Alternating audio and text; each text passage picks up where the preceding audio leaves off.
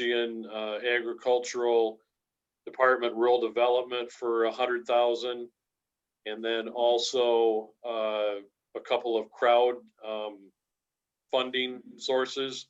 So with the intent that the township will not have to commit any more of your, I'll say, general fund dollars to it, and your commitment will stay at the 200,000. Thank you, Rick. Yep. Okay. Do we have a motion then?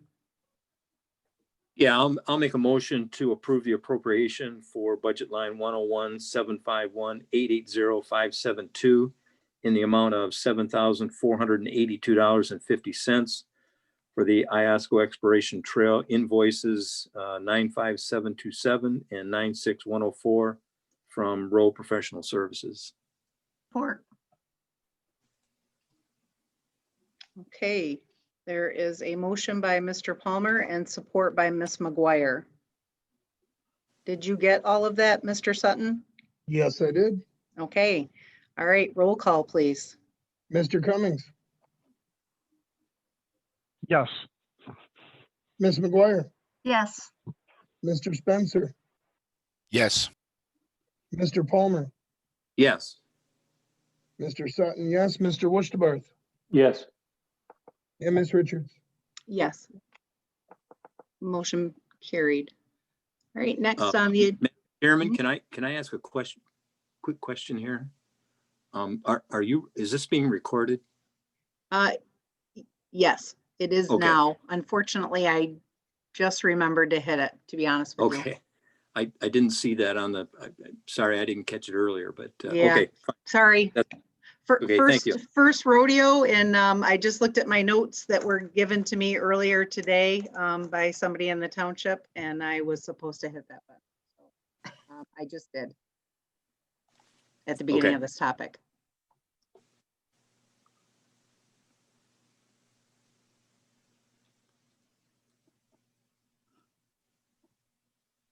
So, all right, so motion passed. Next on is row invoices through October. There's a few of them there. Yeah, Rick? I'll make a motion to approve the payment of invoices from Row Professional Services as presented. Okay. All right, I'll second that.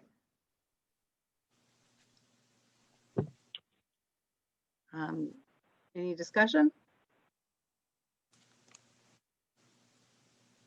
I just have a question. Again, as we're new to the board here, Jeremy and I and Joshua, are all of these appropriately, are they appropriated correctly? And I guess I'm looking for the, because I've read through the invoices and I'm just looking for the past board members to give concurrence that they're in agreement. Are there anything outstanding that they see? No, Steve, I think these are all invoices relating to, well, I won't say all, but water main extensions, engineering for those projects. Mr. Freeman, if he's still on the line, can probably Yes. explain that better than I can. Yep, he's stuck with us for another agenda item, so he's a couple away from being able to bug out. Not a problem. Yes, and the water main invoices and the pump station invoices, those will all be reimbursed back to the township through the grant and the funding sources that we have secured for these projects. And I've been working, Jamie and myself were talking the other day. We're going to start putting these on a spreadsheet so that it'll make it easier for her once the funding is in place to request reimbursement for those. And then we just talked about the Iron Bell Trail, wrapping that up as far as the securing the funding applications, and then the various as needed tasks that we go through as far as site plan reviews and such. And like I said, the way we invoice, we don't necessarily invoice every month. I prefer to invoice as we complete a task for the township. So sometimes it might be a month and a half or 2 months before an invoice comes through on something, but I'd rather invoice you for a completed assignment instead of a in-process assignment. So. Thank you for your comments.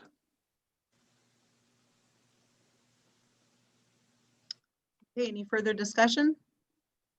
That's all the invoices totaling $44,086.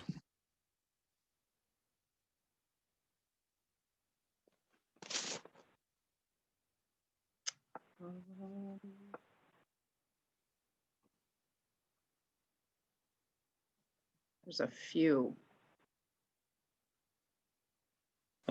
If you like, I can include the invoice numbers Right.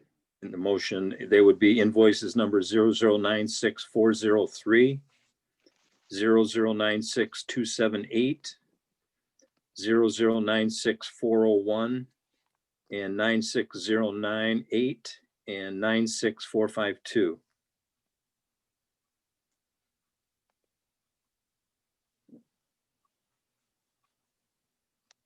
Okay, did you get all those, Josh? I mean, they're in the packet as well, but did you get those to amend the motion? Yes, I did. Okay,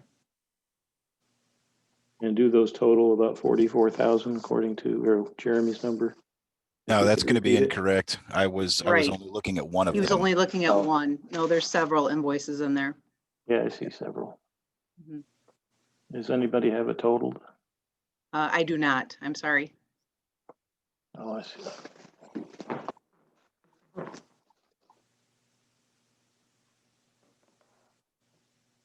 But I don't think it's necessarily, we have the invoice numbers and they're in the packet. I think if we just keep the motion as is, that we should be okay if the rest of the board is comfortable with that.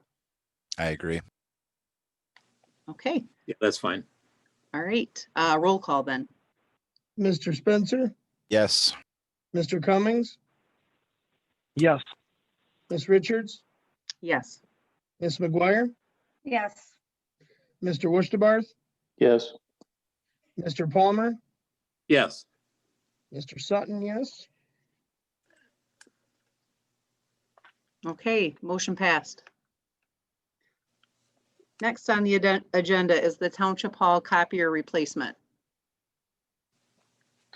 There's a the Foia coordinator assignment.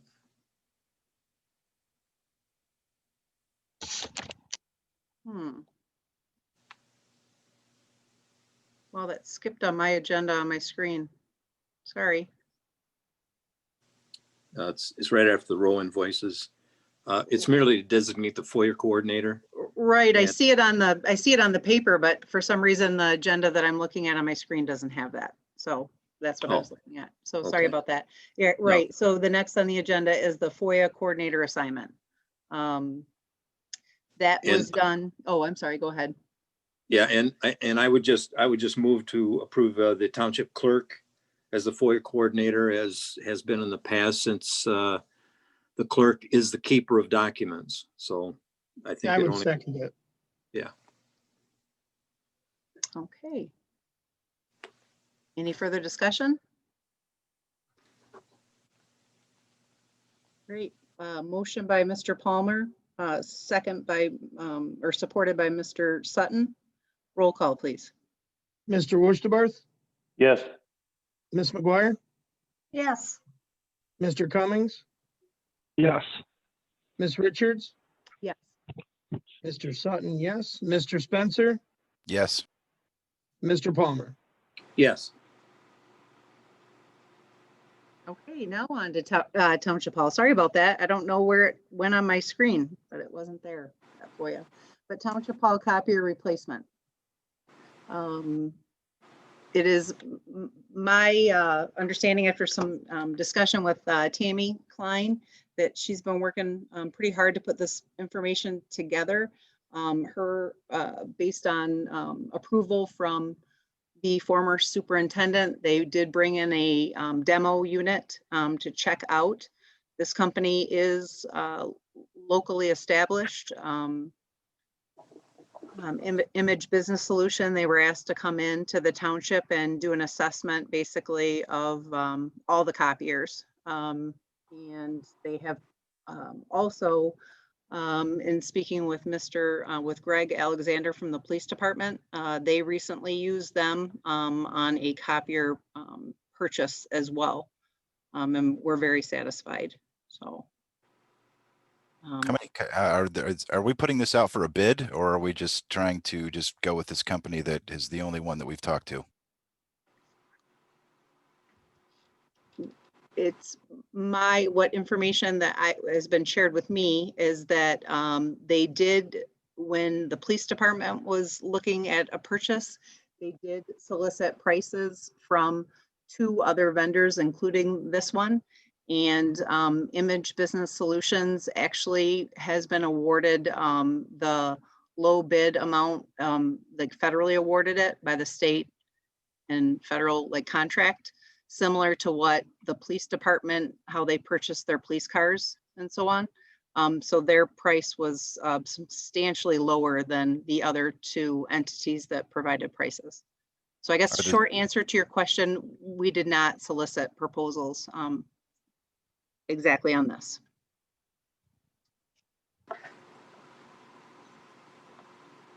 Well, they're going to they're going to be replacing quite a few machines in there, because there's not just the one like at the police department. There's probably 3 or 4 of them that I've seen in the building, right? Right. The proposal actually is pretty extensive. I think the main copier that Tammy was first looking at would be a replacement for the one that's currently in the mailroom, and then would also replace the color printer that has been in her office. That was actually has been there for at least, I believe, 5 to 6 years. The printer cartridges for that color are, I think I have it in my notes here that she said roughly $800 or $900 for the color cartridges. Oh, I'm not contending whether or not the copier machines need to be updated and or replaced, probably replaced with updated devices. I'm asking, I mean, I think that they do need that, as a matter of fact. My question is just, and I understand that these guys have the lowest bid, but they're telling us what they think that we need. And without someone else coming in and saying we agree or we disagree, we're just going to take their word for it and just run the program. I would feel more comfortable getting some new technology in the facility if it was part of a bid process, again, for the township, where we have, multiple people competing for the business, which would, and they probably will have the lowest price, but I'd like to see it. Okay.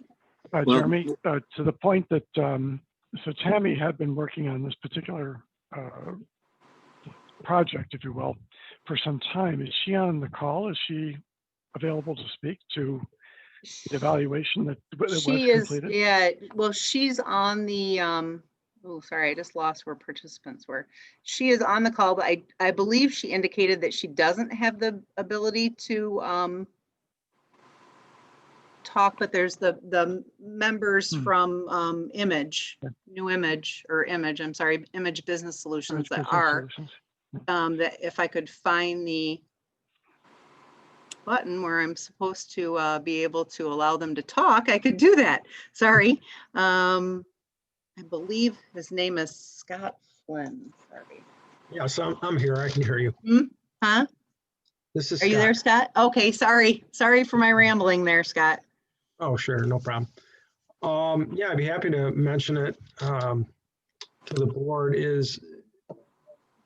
I went through and did an evaluation on all the equipment was there, talked to the people that had, what were their pain points. And what I came up with was a recommendation after speaking with everybody. But again, the document I provided is kind of a living document. It can be changed. You don't have to have all these machines at one time. It's just what the recommendation was I had seen. And I went through it, of what you're currently using and what they cost per page to print or copy onto. And I came up with the numbers based on just street retail prices of where, you could buy your toner, whether it's, an Office Max or a Quill. And I was coming up with roughly $1,500 a month, the township's spending for toner. That's Just- based on MSRP. No, that's based on what street retail is. If you went online and looked for the cheapest price you could find, Office Max, Quill, Office Depot, all those is where I came up with these numbers, not the MSRP. Nobody sells by the MSRP that I am aware of. So you're basing it on map pricing. I'm basing your pricing that you buy your supplies online. So so the minimum advertised price from the manufacturer that's allowed to be placed out on the internet for people to view. Yeah, yes, correct. And when I come up with those numbers, again, you're roughly around $1,500 a month in just supplies, not counting your service, your repairs when you need them, and so on. And then I put this recommendation together with, all right, what for $1,500 a month, what can the township do? And so then I put a few proposals together. The proposal number 2, when I put that together, that addressed pretty much all the offices at the township hall. And it, when I went back through and I talked to a couple of the offices, one had said, they don't need color. They could print color to the main copier in the copy room. And so I revised it with another option. And so this document and this pricing can be tailor-made to whatever the township wanted to address. Again, whether it's just one machine currently. I'm sorry, Scott, can you hang on a second? Somebody's got their TV playing in the background. Could you please mute that for us? That'd be great. All right, go ahead. Okay. So again, this recommendation proposal Yeah, I don't know how to fix that. and or bid, if you wanted to go to that, we could help you, write the bid and then bid it out. But Scott, could you pause for just a minute while we try to work out the audio problem? Okay. Right, sorry, I thought everybody was muted except for the ones, I don't know how to do that.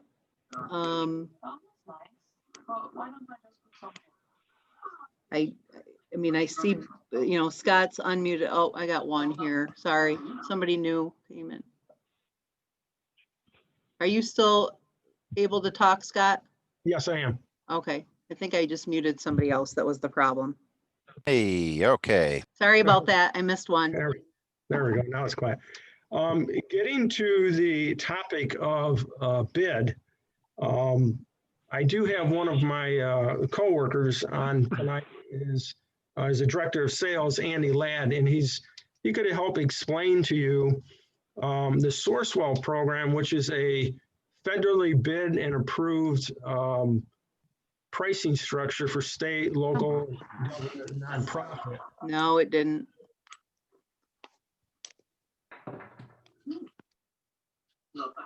Are you there?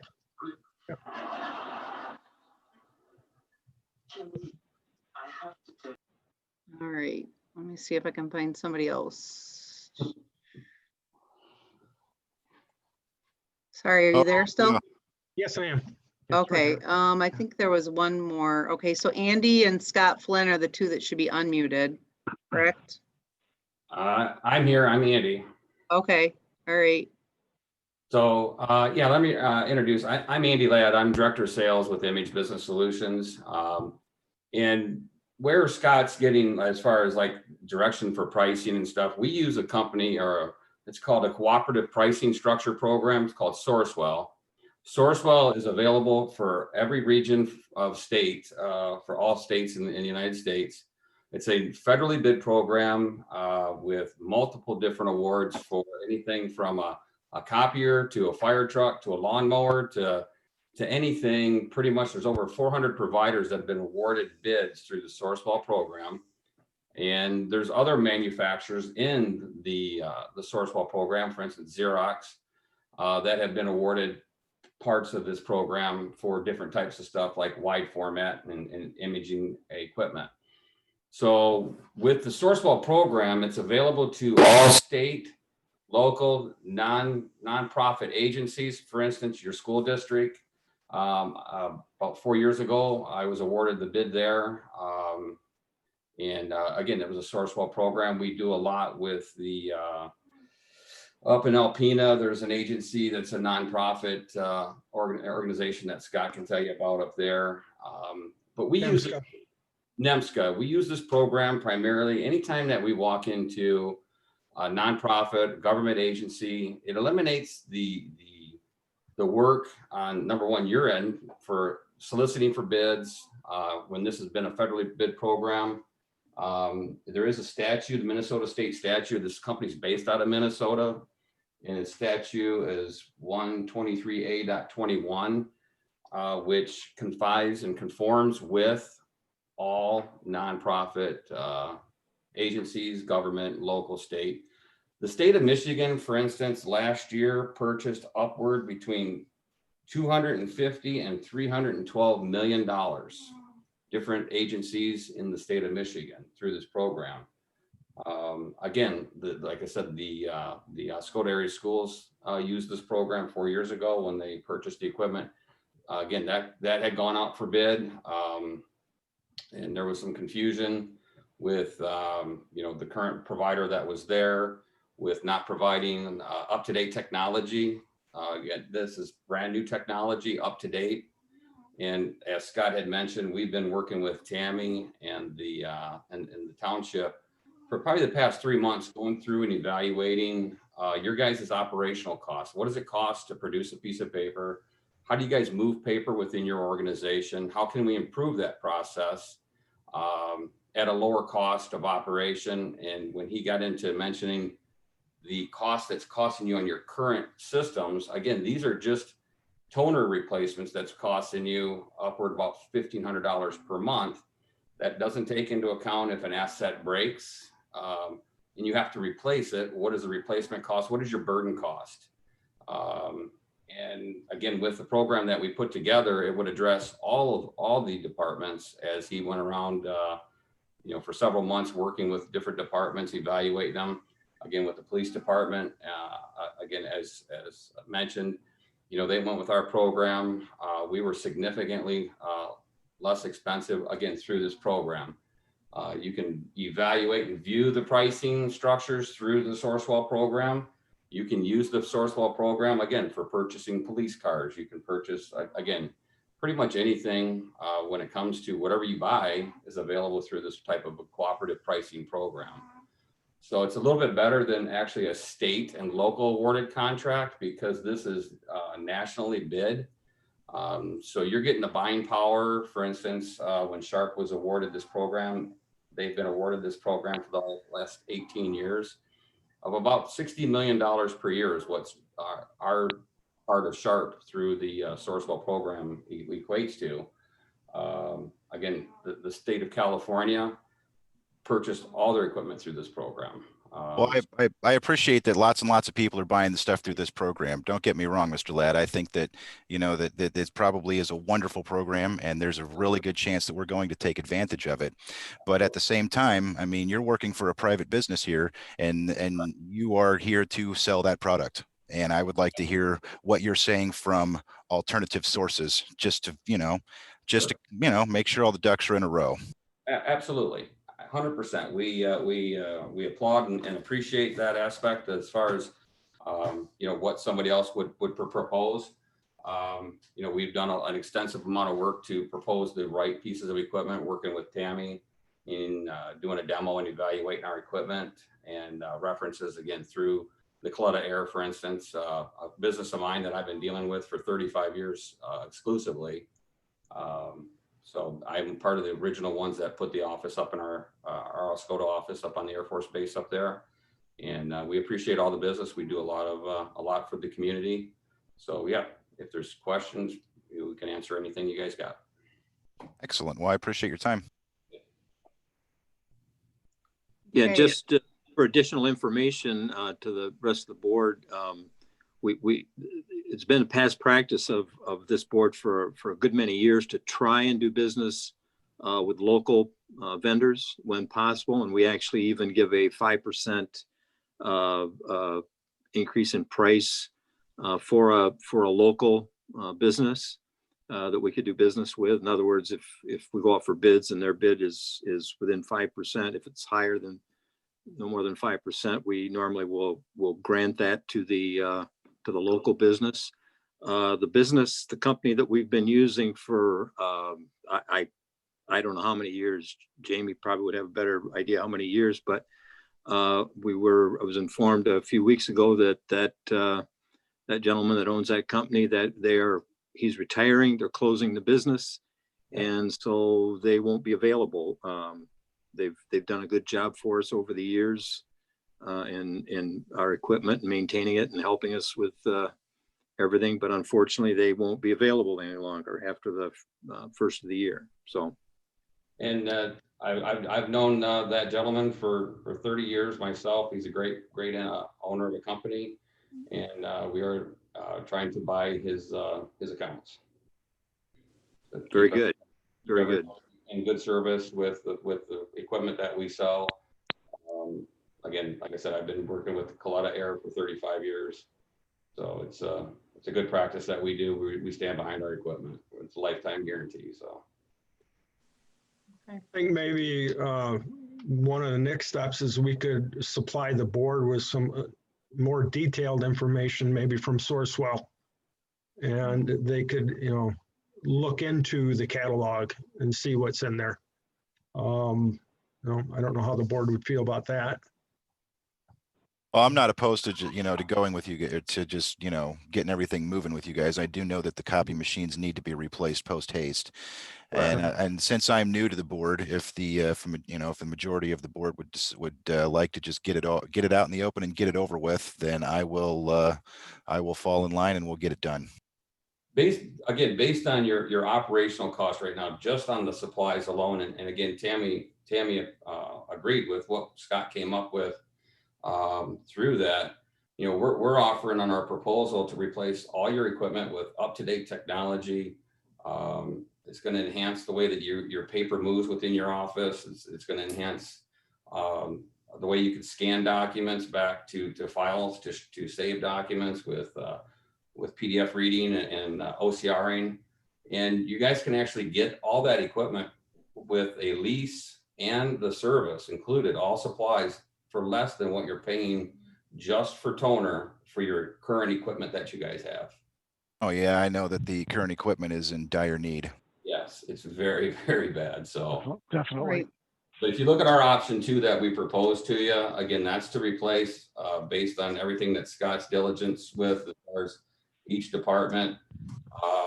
I think we're in the neighborhood of you're roughly $1,500 a month, and I believe his cost completely with a 60-month lease and with all service for your current volumes based on black and white and color, we're right around $1,220 some dollars. So that's about $273 a month savings, and that includes equipment, lease, and service than what you're just currently paying for toner. So that's about a $16,000 savings over the 5-year term. And again, that doesn't even account to, your own personnel having to order toner, balance out sheets as far as how they buying that stuff. If it's buying it on a credit card, receiving it, making sure that they order it on a proper time, they don't run out.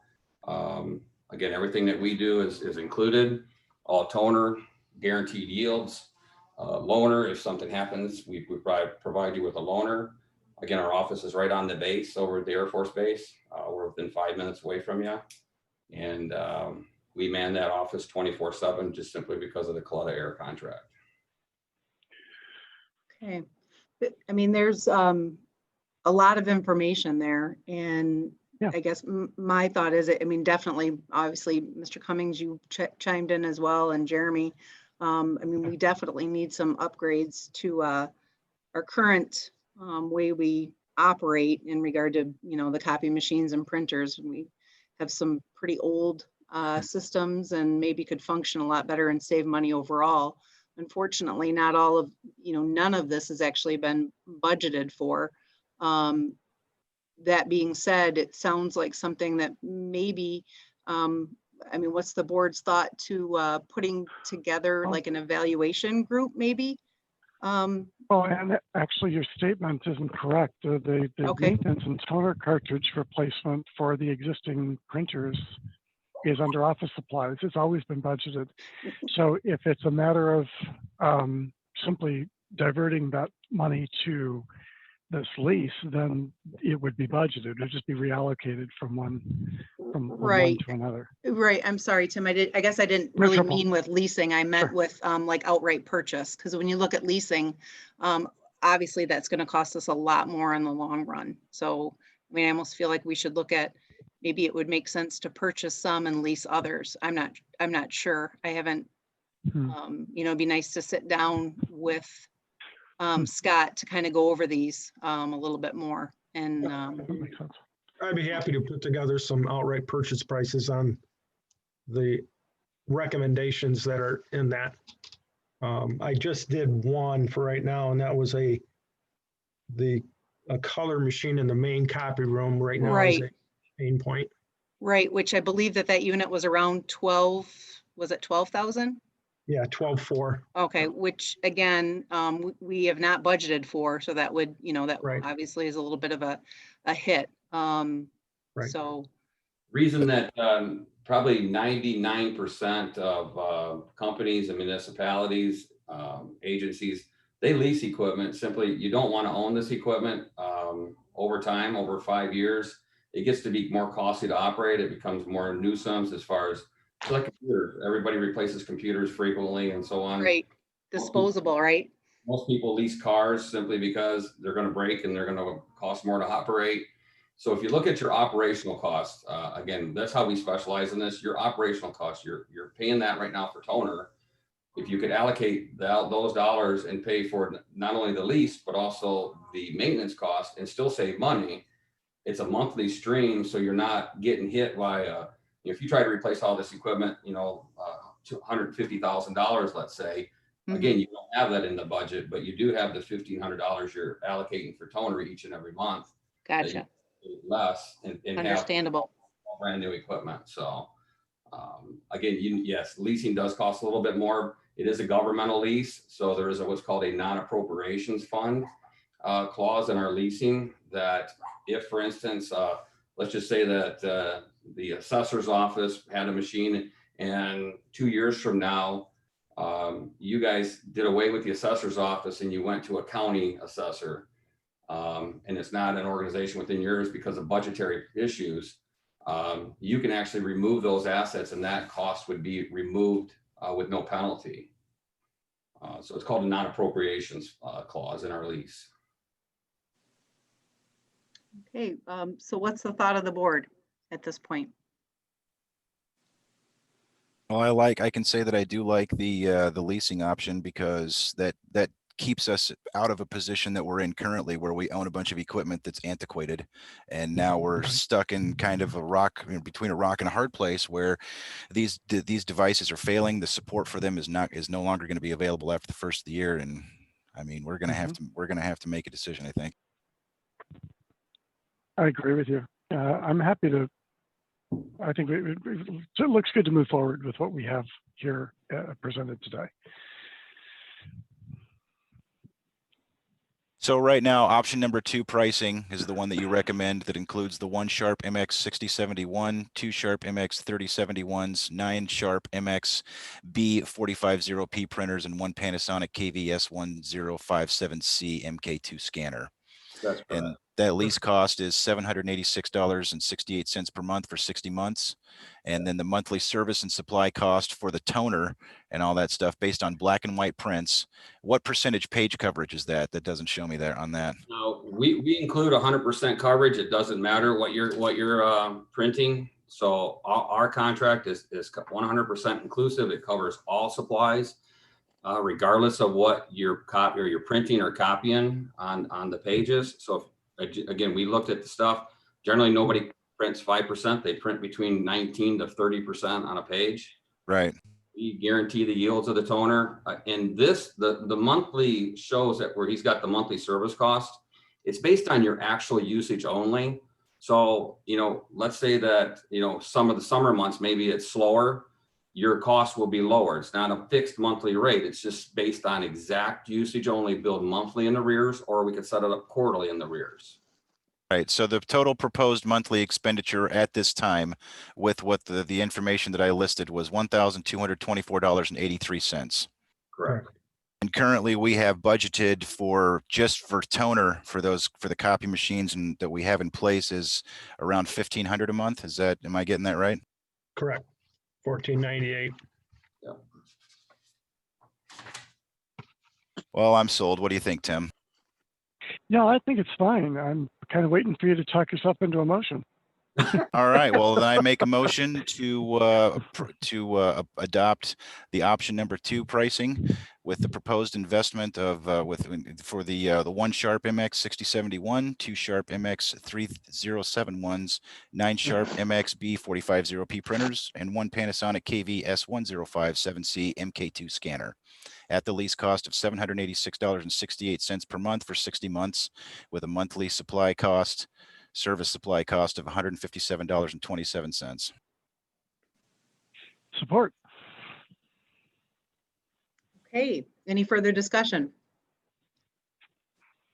Sounds good to me. Okay, so that was an motion by Mr. Spencer, support by Mr. Cummings to go with option number 2 as proposed.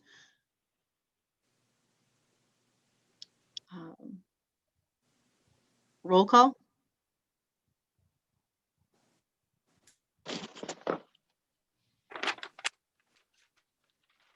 I don't think they heard you, Josh. Did I? He's muted. He's got his mute on. Oh, take your mute off.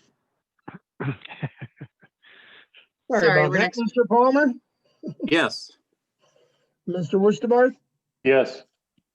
Ms. McGuire, Yes. Mr. Cummings, Yes. Ms. Richards, Yes. Mr. Sutton, yes. Mr. Spencer, Yes. motion passed. Okay, motion carried. Thank you. And thank you for your excellent proposal as well. Thank you, board, and congratulations on the new members. And we look so forward to working with you over the next 5 years plus. Oh, Okay. feelings mutual. Right, Thank you so much. and I also wanted to mention, thank you, Tammy. I know you don't have a microphone on your laptop, but thank you for the work you put into this, and we appreciate it. Thank you so much, guys. Thank you. Okay, so I'm sorry, can we just take a quick pause here, just for clarification on, and again, I apologize, it is my first time hosting a meeting like this, a Zoom, and we did have some interference in the background. I had checked everybody's mics, it shows off to me, but should I have just hit the mute all button and then unmute people?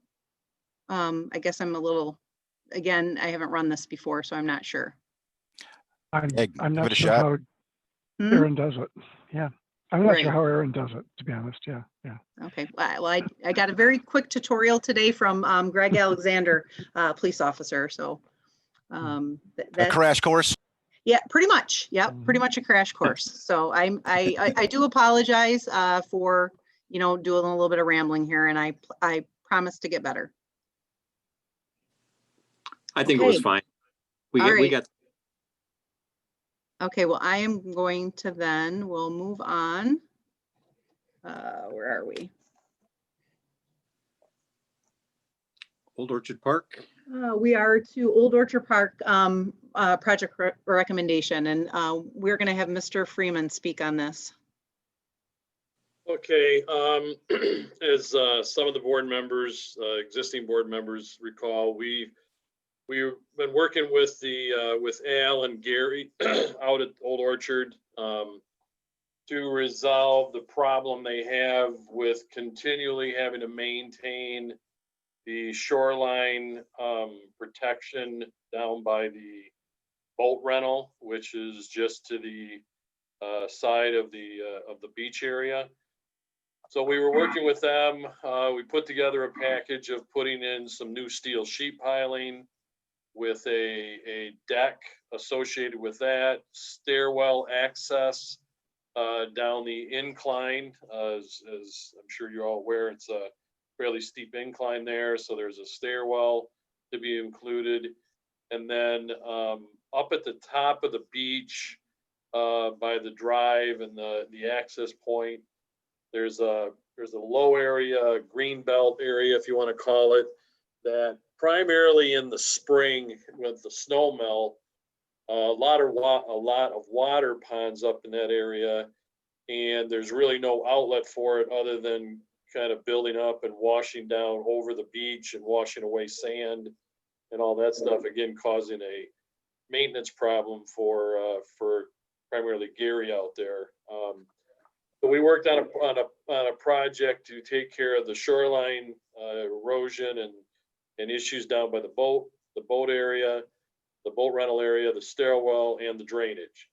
The idea was we were going to try to get this constructed during the off season. Initially, we were going to try to get it built this fall. We put a bid out, or an advertisement and a bid out in September, and we got absolutely no takers on the bid. We did a little bit of research with them, primarily because of the lateness in the year. All of the contractors were pretty well booked. They didn't think they were going to be able to, we had a completion date of December 31st. They didn't think they would be able to complete it within that time frame. In addition to the fact that because of all of the shoreline erosion around the Great Lakes that we're all well aware of, the availability of steel sheet pile was questionable as far as being able to get it in time to complete the project. So we rebid the project a couple weeks ago on the 12th of November. This time around, we did get one bidder, John Henry Excavating Incorporated, which the township has worked with in the past. Currently, we're working with them on finishing up the services on phase one. The only issue is like I said, we got one bid, and their bid came in at $188,000 and change, and we had budgeted and discussed a price right around $130,000 when we put the project together. And essentially, looking at the bid, the difference was we had in there, I think, roughly $50,000 for the steel sheet piling, and the bid came in on the steel sheet piling alone at $111,000. And again, due to the high volume of steel sheet piling and need out there and stuff, the prices came in significantly higher. So originally, we were going to make a recommendation tonight to award the contract to John Henry Excavating. With discussions, some email transfers back and forth between Al and Gary out at the park the end of last week, and then talking to Ms. Richards earlier today. We've again decided to postpone the recommendation and put it off till possibly the December 14th meeting. I did talk to John Henry today, kind of per Ann and my discussion, and he does have some cost savings measures to look at, or for us to look at, and he will be getting back with me the first of next week to go over those, and we'll evaluate those to make sure that they still satisfy what we want to accomplish out there at the park. And then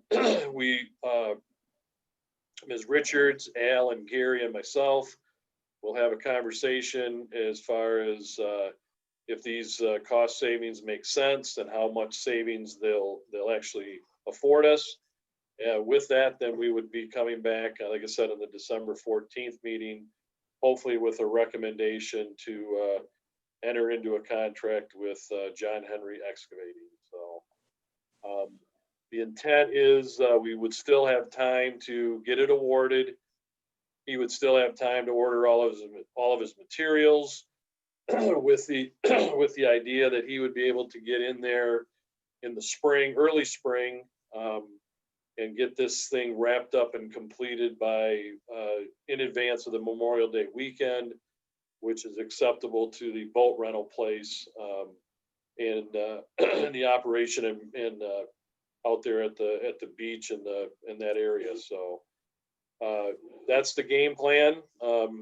If anybody has any questions, I can answer them. Otherwise, we'll have some revised costs and hopefully a decent recommendation for the board at your next meeting.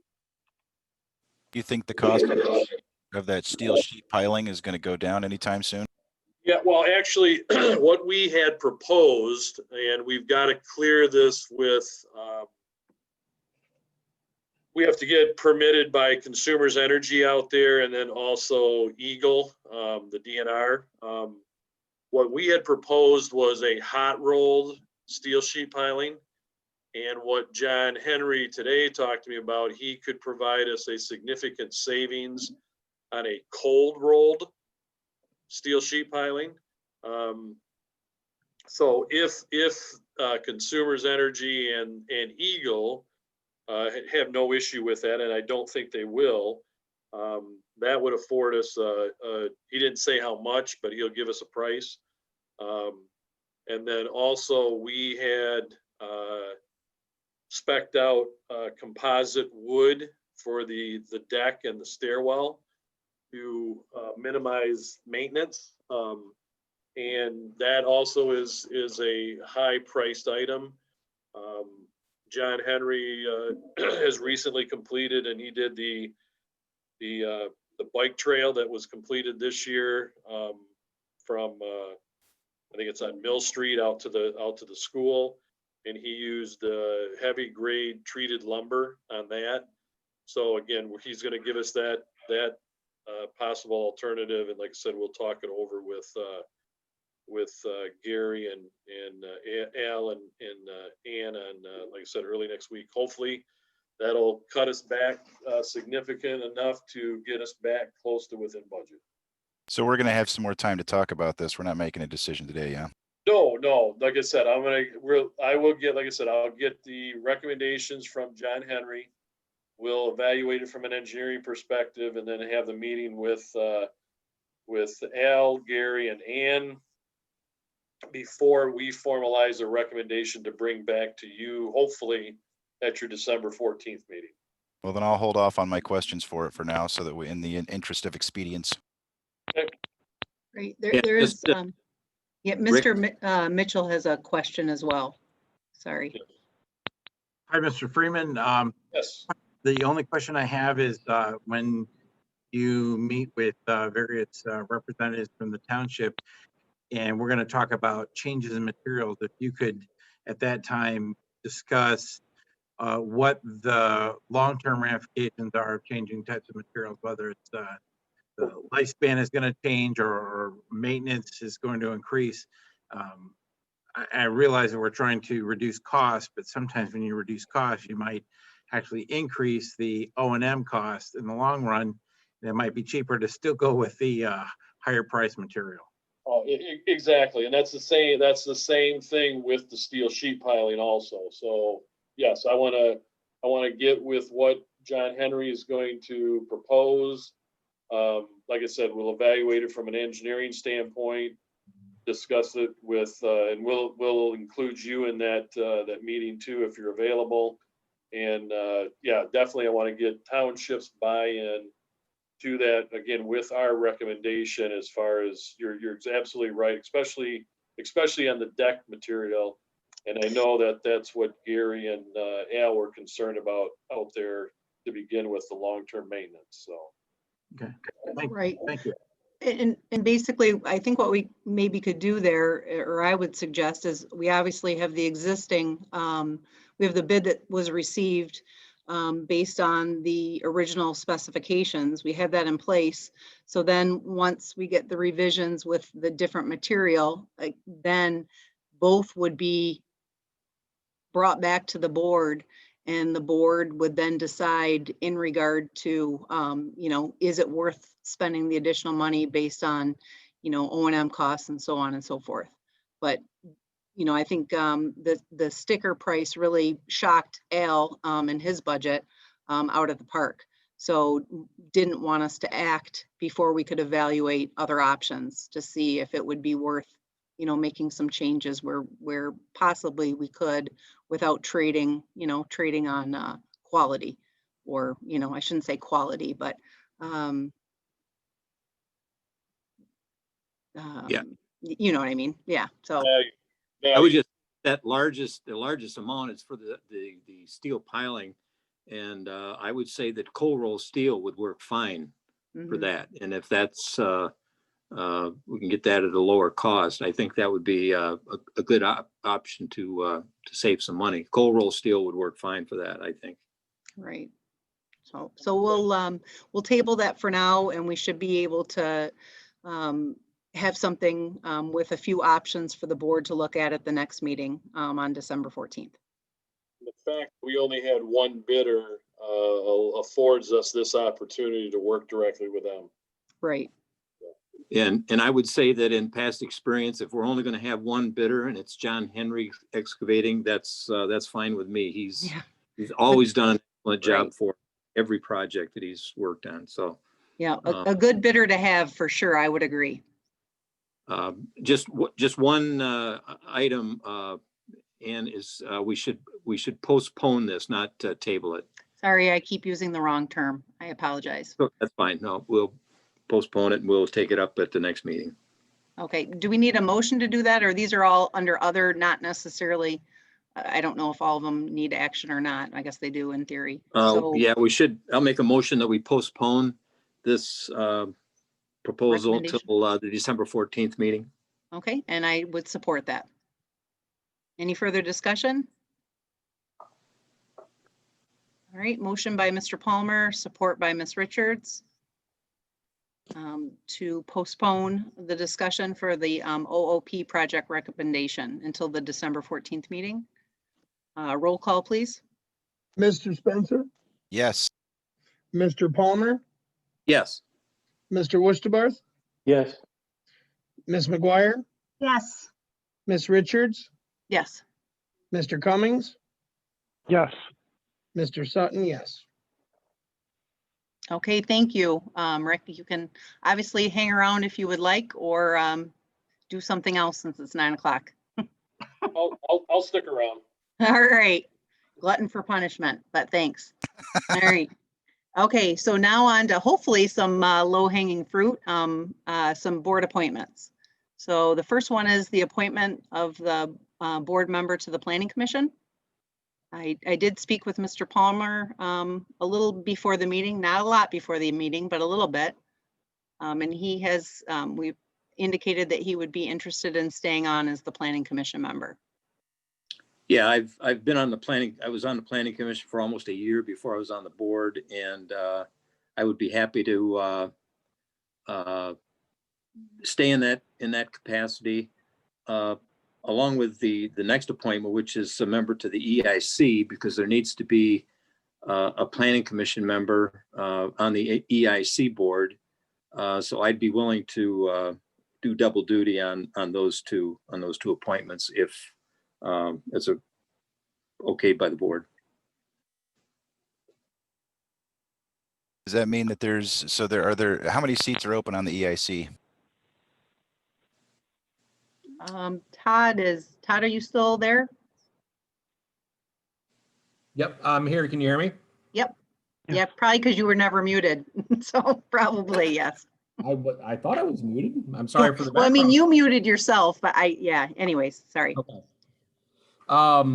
So my understanding is we have on the EIC, we have a board member seat available, and then we have a and then additionally, a planning commission seat member available to the EIC.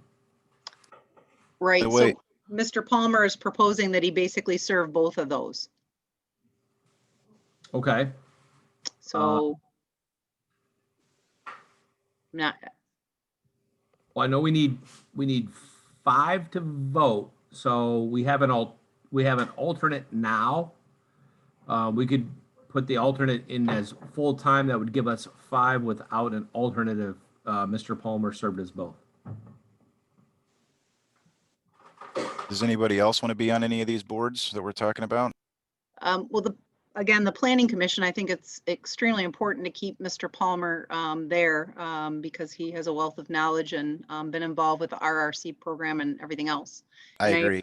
I was looking at the EIC more The because EIC, I mean, I had thought, I had an interest in that board based on previous experience. I thought I would possibly be a good fit there.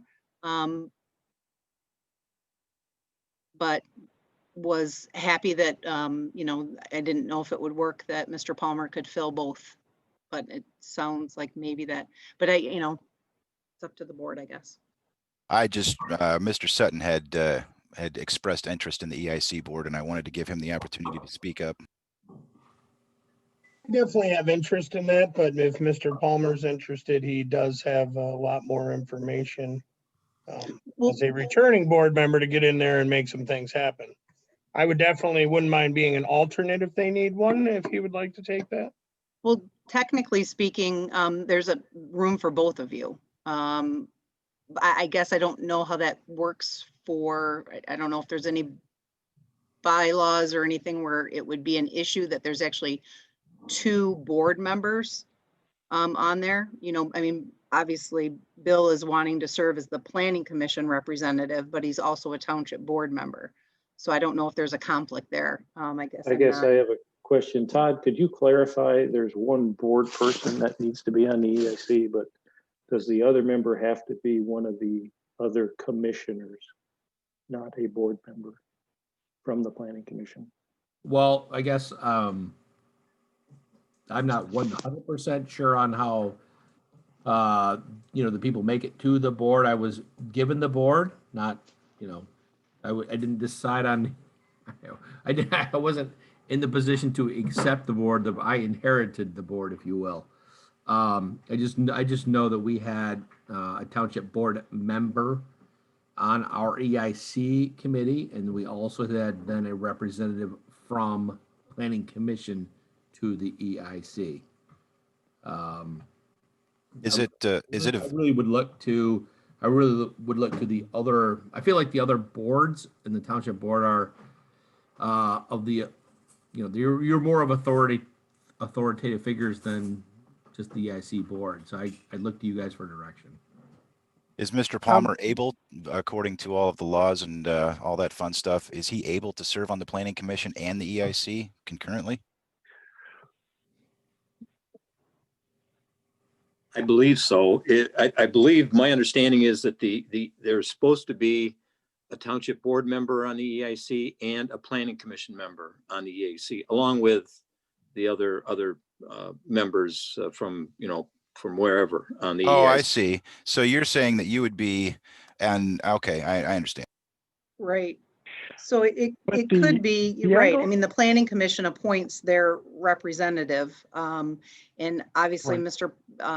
Mr. Palmer is agreeing to be on the planning commission. So, I mean, But we're right, but that isn't equivalent to him voting for himself kind of thing, or us voting. It's like the planning commission will assign him to the EIC. We wouldn't be doing it through this board. Gotcha. Oh, It's in their bylaws.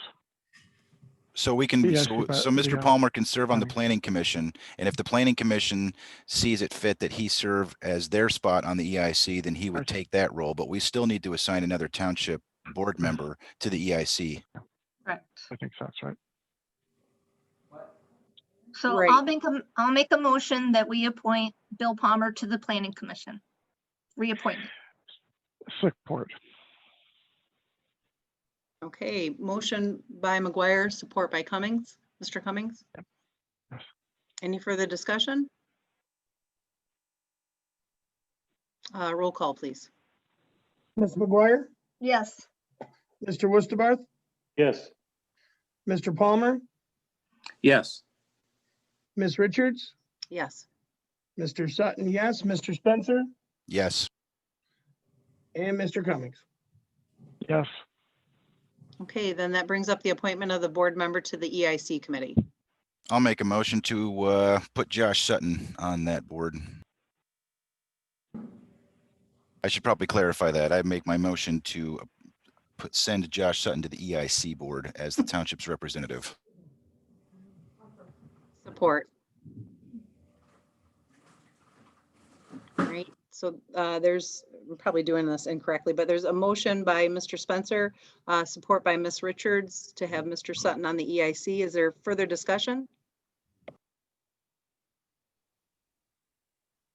Well, that will mean that one of the other members of the planning commission, other than myself, should be on that, have to be appointed to IC. Right. Because the intent was to not have multiple township board members on the EIC board to get that spread out. I'm fine if Josh wants to take on that role for the EIC. So the planning commission have to appoint one of the members from that board to sit on the EIC then. Yes, correct. Okay. Any further discussion? Roll call, please. Mr. Palmer, Yes. Mr. Sutton, yes, Mr. Wusterbarth, Yes. Ms. McGuire, Yes. Mr. Spencer, Yes. Ms. Richards, Yes. Mr. Cummings. Yes. Okay, motion carried. The next is the appointment of the board member to the airport authority along with an alternate. I do have an interest in that as being the board member. Okay, generally in the past, I should say the lead person has been the supervisor. Supervisor. Right. Yeah, and another board member serves as the alternate. So I would be happy to serve as I guess the main person, if Mr. Wusterbarth would like to be the alternate on that.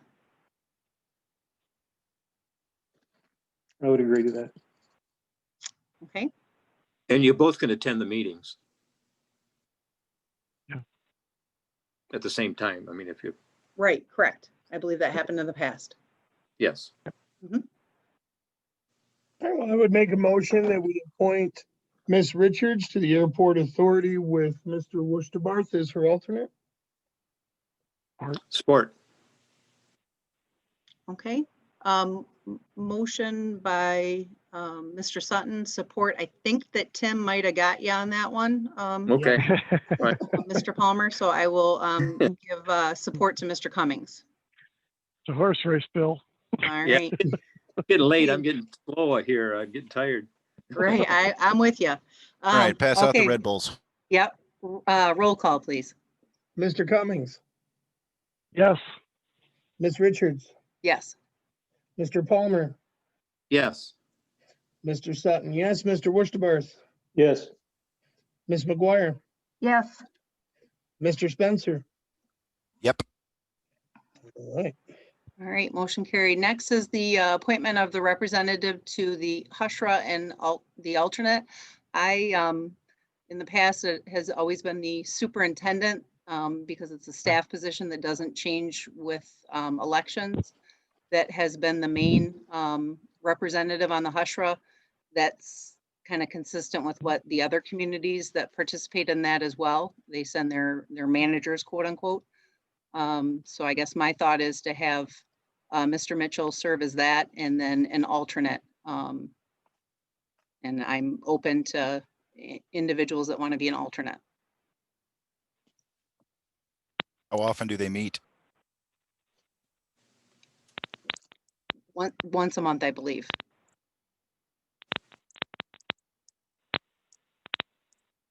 And we could have a couple alternates, I guess, but for consistency, it'd probably be better to have one. I suppose I could be the alternate if nobody else needs or wants to do that. It's, Okay, I'll make a motion that we appoint Mr. Mitchell to the Hushra as the primary person and Jeremy Spencer as the alternate. Support. okay, I believe that was Ms. McGuire with the motion, and was that Mr. Was Mr. Paul. Mr. Palmer had the second or the support? Yes. Okay, roll call, please.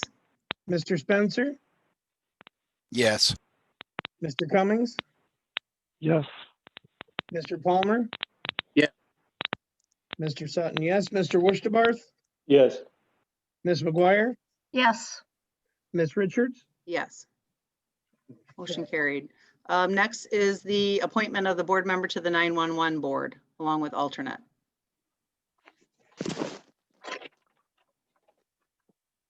I'm not sure. I believe the former supervisor was the 911 board, but I'm not 100% sure. I didn't get a list. Any I thoughts thought- on that? I thought I think Mr. you're right. Byer was. Or Mr. Byer Oh, was? he- Okay. Oh, that's right. Thank you. Is anyone expressing interest in it?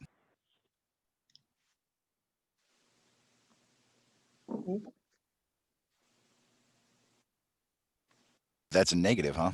It's all yours. I mean,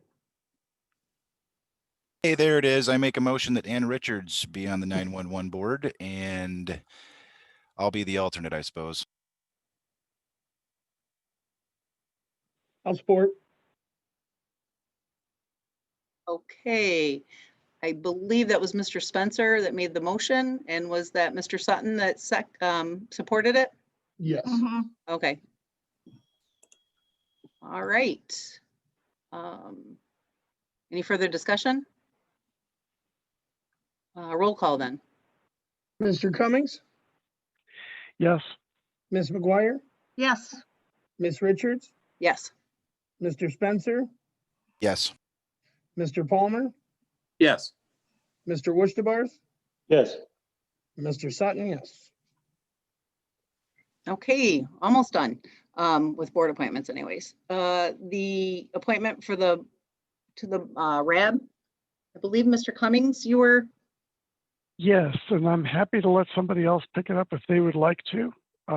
It's not a very heavy responsibility in the sense of meetings. It's quarterly at best because the Air Force has been pushing out the meetings, pushing to almost just twice a year.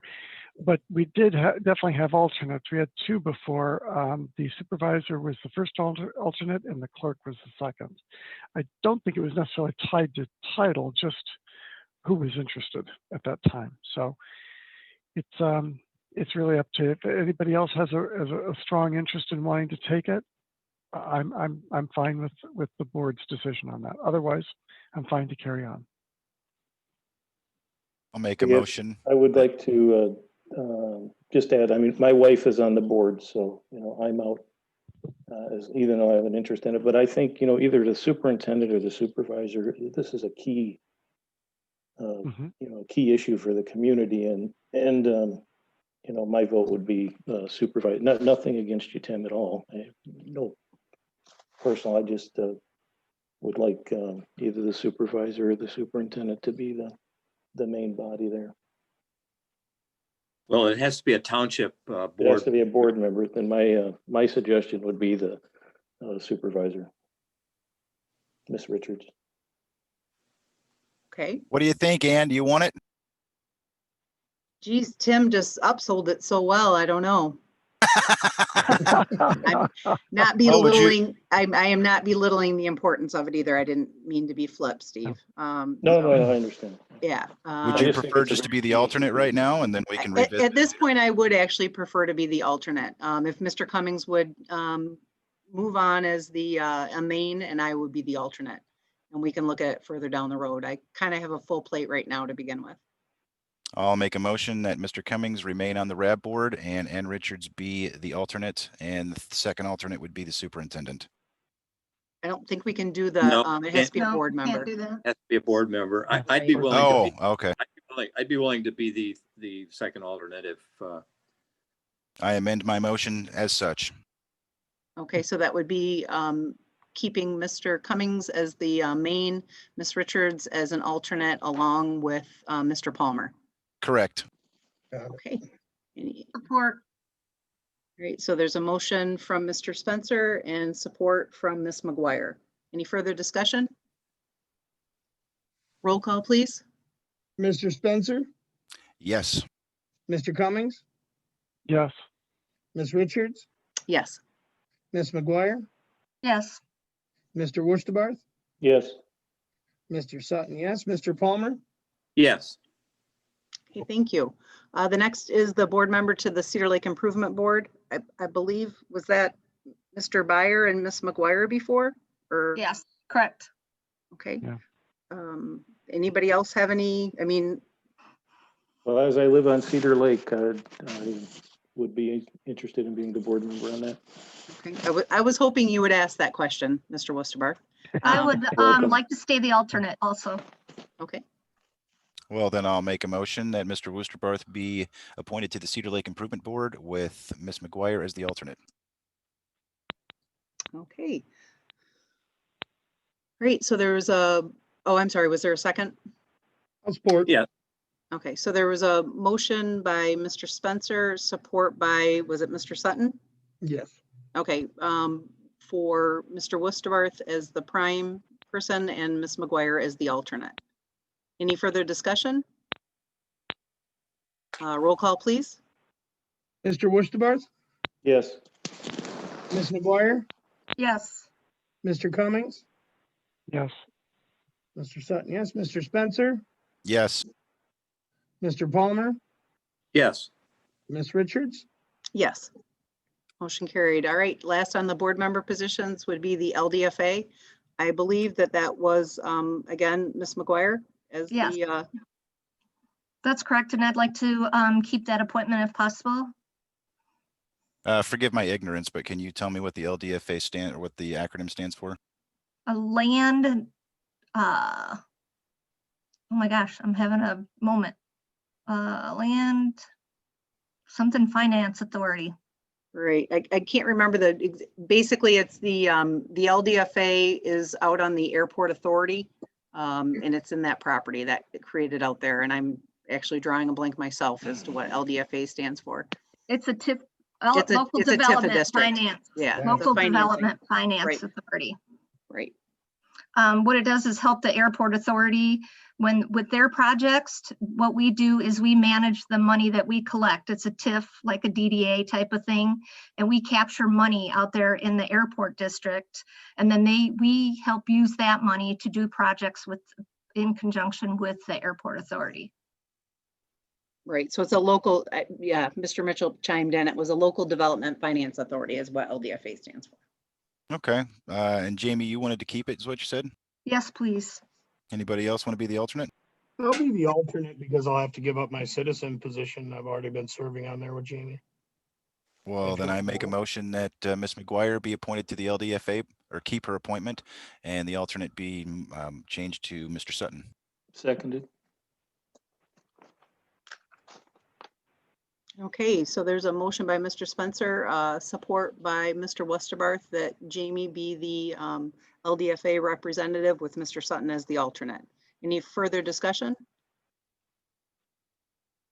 All right, roll call, please. Mr. Palmer, Yes. Mr. Wurstabarth, Yes. Ms. McGuire, Yes. Mr. Cummings, Yes. Ms. Richards, Yes. Mr. Sutton, yes, Mr. Spencer. Yes. Okay, and I do notice, again, first time hosting a meeting, I noticed somebody's hand up from the audience. We do not take questions during this time. There is a question, a public comment section where I would be responding to that. So I just want to point that out. That's why I'm not addressing it. Okay, so next on, I believe we have a couple additions under other, and please excuse me if I forget anything. But the first one that I had written down was the addendum to the superintendent's contract to address moving expenses. And before we go on, it's 9:30, so we're going to want to make a motion to extend the meeting. Okay, thank you. So I so- I'll make the motion that we continue with the meeting until adjourned. Support. Okay, there's a motion by Ms. McGuire and support by, was it Mr. Spencer? I think it was Mr. Palmer. Mr. Palmer, okay, to extend the meeting? Any Yes. further discussion? Roll call, please. Mr. Spencer, Yes. Mr. Palmer, Yes. Mr. Wusterbarth, Yes. Ms. McGuire, Yes. Mr. Cummings, Yes. Ms. Richards, Yes. and Mr. Sutton, yes. Okay, I'll talk fast. All right, so next on then is the addendum to the superintendent's contract addressing moving expense. I believe the amount was $4,000. Mr. Palmer, do you want to step in on that a little bit? Sure. We had negotiated with Mr. Mitchell, and somehow I got left out of the contract. So I would make a motion to approve paying the new superintendent, Michael Mitchell, up to $4,000 for his moving expenses as was negotiated. I'll Support. second. Okay, there's a motion by Mr. Palmer, a support by Ms. McGuire to make an addition, do you want to say, or not an addendum to the contract? No, it doesn't. It's just a motion to pay his moving expenses. Okay, that he a motion does to pay his, up to okay. $4,000. all right, a not to exceed amount of $4,000. Okay, Yes. any further discussion? Just to say that this was part of the contractual negotiation with Mr. Mitchell. And since the clerk and Bill and I were on the contract negotiation committee, this was somehow missed when the attorney did the contract. So this is merely a clerical point, essentially, because it wasn't included in the contract when Mr. Mitchell signed it. Okay. All right, roll call. Ms. McGuire, Yes. Mr. Wusterbarth, Yes. Ms. Richards, Yes. Mr. Palmer, Yes. Mr. Sutton, yes. Mr. Spencer, Yes. Mr. Cummings, Yes. Okay, motion carried. Great, next on the agenda is the, to set the, sorry, I lost my paperwork here. The public hearing to consider the proposed budget, the 2021 proposed budget for December 14th. Yes, and I would make a motion to hold a public hearing on the 2021 budget on December 14th of 2020. And to also include in that agenda the resolution 2023, the General Appropriations Act, for vote after the public hearing at that meeting. The public hearing at 7 o'clock, Bill? Yes, yes. Oh. Right, and that meeting was actually advertised by Tammy already. That has been submitted to the paper. It just, we were supposed to actually, it's my understanding, we were supposed to address, or the previous board was supposed to address putting this on the, was supposed to be back in October, and that meeting was canceled, so. Yeah, it was scheduled for a public hearing on October 26th meeting, and then that Right. meeting canceled, so Right, it had to be re-advertised, and it has to be in 2 weeks. So we can do that now. And by statute, the public hearing has to be held by December 15th. So we're squeaking in, yeah. bouncing up against the wall there, but we'll be okay. All right, okay. So we have a motion by Mr. Palmer, and I believe support by Ms. McGuire. Yes. Yeah, yes? Yes. Okay, all right, any further discussion? All right, roll call, please. Mr. Palmer, Yes. Mr. Sutton, yes. Ms. Richards, Yes. Mr. Wishtabarth, Yes. Ms. McGuire, Yes. Mr. Spencer, Yes. Mr. Cummings. Yes. All right. Okay, so I believe, which I'm sure somebody will correct me if I am wrong, that we are now to the point of the agenda where we had placed the Woodhill group. No, and- No? no, closure. Bill added one more thing about the. Oh, I'm township sorry. closure. Yep, I forgot Yeah. that. Township Hall Township. closure. Yes, sorry. I apologize. That's okay. And my suggestion is that we continue with the closure of Township Hall until December 8th. I think with the rapid rise in the COVID cases here in our county and with several of our members, staff and board members being positive for the virus, I think for safety purposes for not only our staff and employees, but the public as well, it should be that we continue to close the Township Hall till December 8th. And then at that point, make a determination based on whatever the state guidelines are.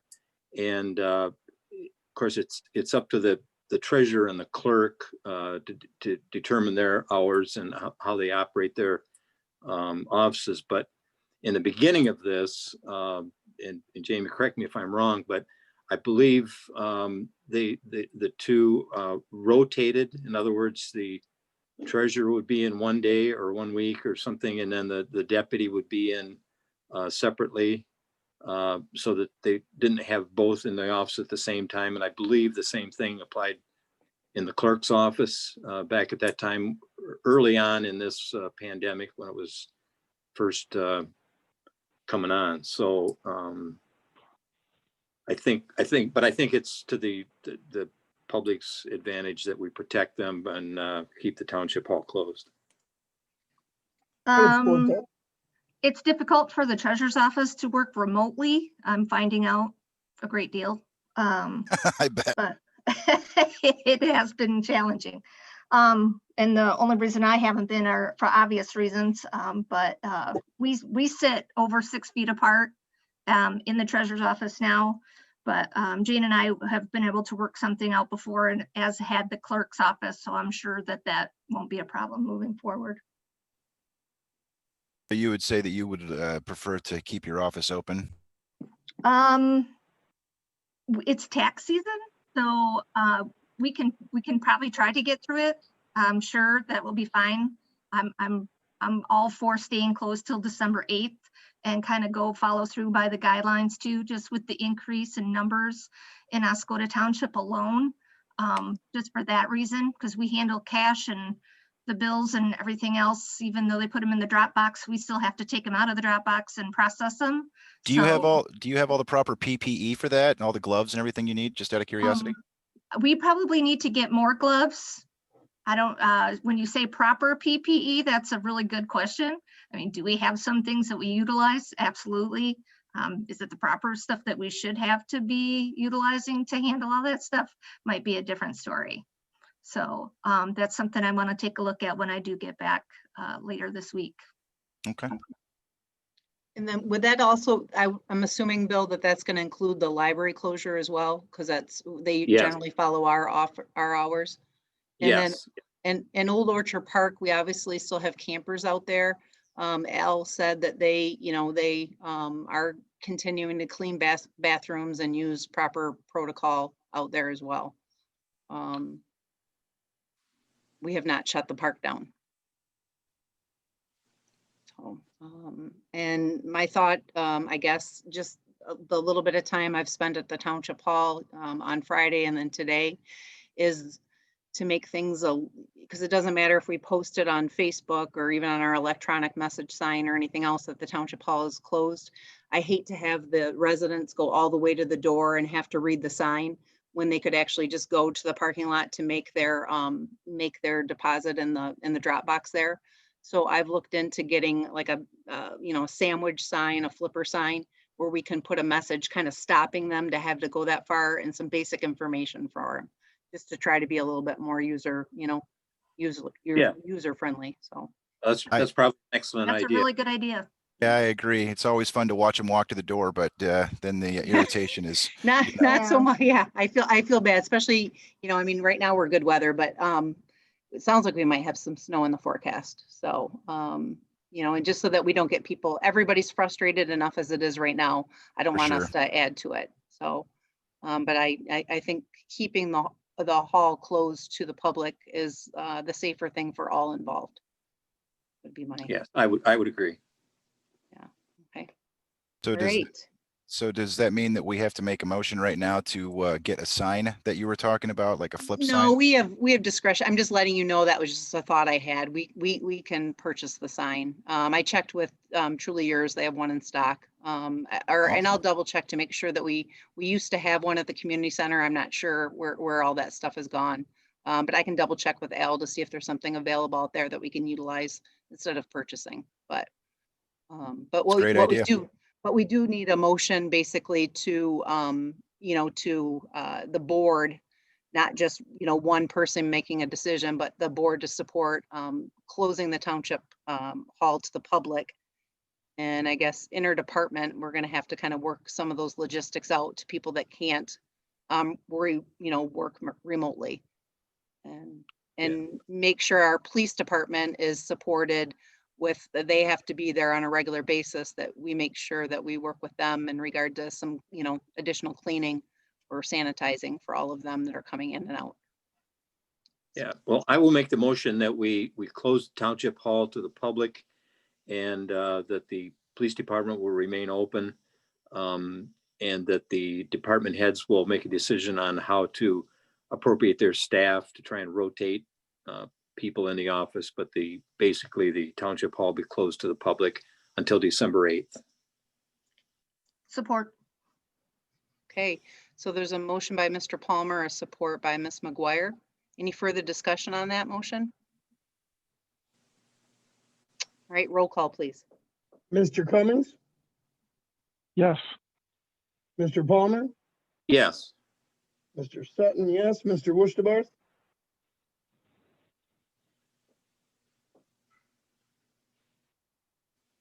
Mr. Wushtabarth,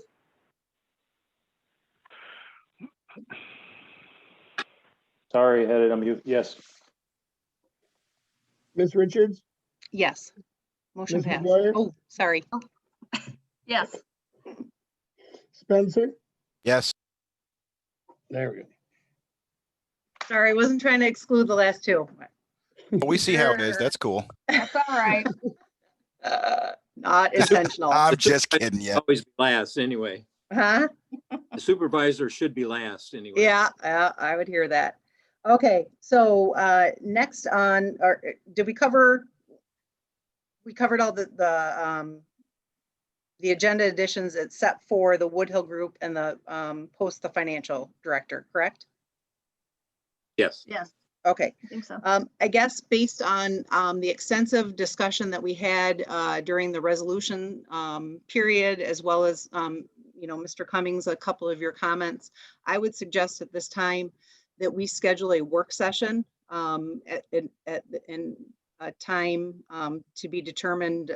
I guess we need to set that tonight, but as early as possible, and invite the township attorney as well to discuss this topic. Thursday sound good? Wait a minute, how does this, I can understand that pertaining to the financial director position, but how does that entail to having an audit done of the township? Those two are distinctive and exclusive. No, they're not really. Woodhill Group was also discussed in closed session, I want to say like a month ago. And at that point, we came out of closed session and voted unanimously to end the contract with Woodhill based on information given to us by the attorney. So it kind of goes hand in hand. So I Okay, think, well, as a trustee and the trustees have fiduciary oversight of the township, I'm proposing that we re-engage the Woodhill Group to conduct an audit of 2020, also assisting with closing the books and we proceed with the contract that was supported and agreed to 4-3 by the Township Board on October 12th, 2020. And also, I might add, I'm told we've already paid $3,500 towards the Woodhill Group. So this is distinct and separate from the financial director position. And I would agree to postpone the financial director position, but I would ask for support of this motion. I will support that.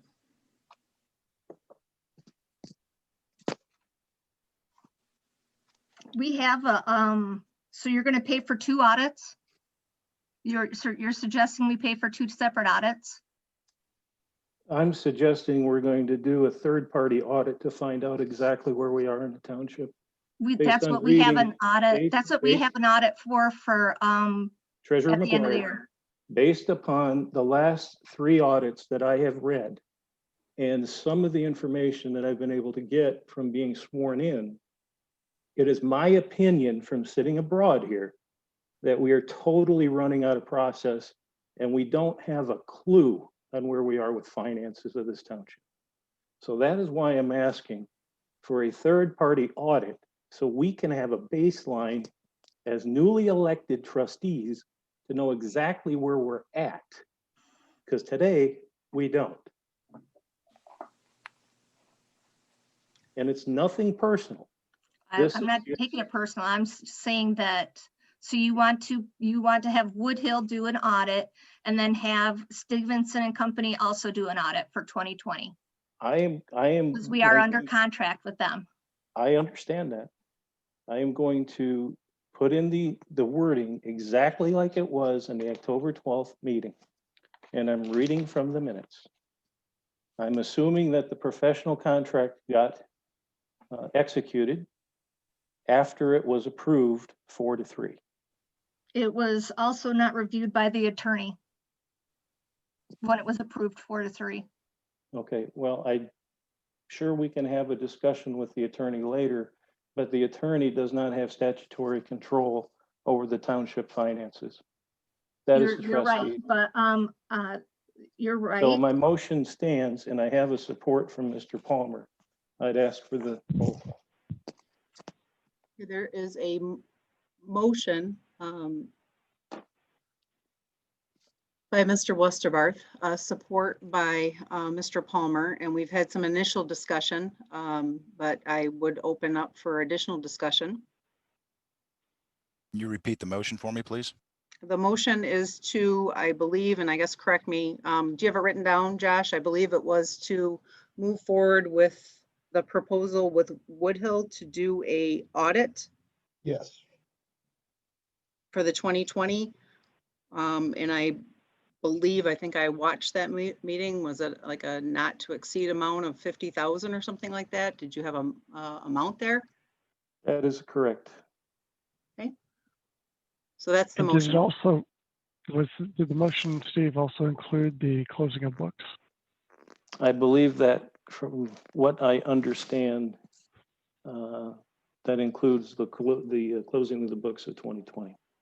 You That can't is- have, you can't can't have do a that. firm that is, number one, we're Okay, so contracted. I'm going to amend my motion to exactly what was discussed and approved in the October 12th meeting. I'll read it from the minutes. It's illegal. Go ahead. My motion is to engage the Woodhill Group for a professional service contract for financial consulting services, which would include an audit of the township, not to exceed $50,000. No difference than what was discussed and approved on October 12th, 2020. Okay, but what you just read and what you said are two different things. You said closing of the books. Did you just read that in your reiteration of? Let's just do it this way. Okay, I'm going to read right from the minutes. I'd like to make a motion to engage the Woodhill Group for financial consulting services for a professional contract agreement for a financial accounting of the township in an amount not to exceed $50,000. Okay, so that is your new motion. That is my motion. Mr. Sutton, have you had the opportunity to write that down? Yes. Okay, that is a little bit different than what you previously approved, Mr. Palmer. Are you still wanting to approve that? I will still support that. Okay, or I mean support that. Thank you Yes. for correcting. Okay, so there is the motion and support. Again, that has changed since the first time, so I'm opening it back up to discussion. Jamie, what were you saying about it being illegal? What portion of it is? There's portions in the agreement that was approved, which is why it was rescinded, that it's taking over duties of the clerk and the treasurer's office, which they cannot do by law. So instead of opening us up to some sort of lawsuits, the attorney provided information to us in closed session. And when we came out of closed session, we terminated the contract unanimously. Of course, we can't really discuss what happened in the closed session at this meeting. Right, so that's why I'm saying that Woodhill Group and the financial director position kind of should be lumped together, and so that all the new board members can get brought up to speed on it and get their input too. So you're not saying that the audit itself, just going through and looking everything over, is illegal, but some of the portions of the contract may be illegal, pending what the attorney and all that says. Absolutely.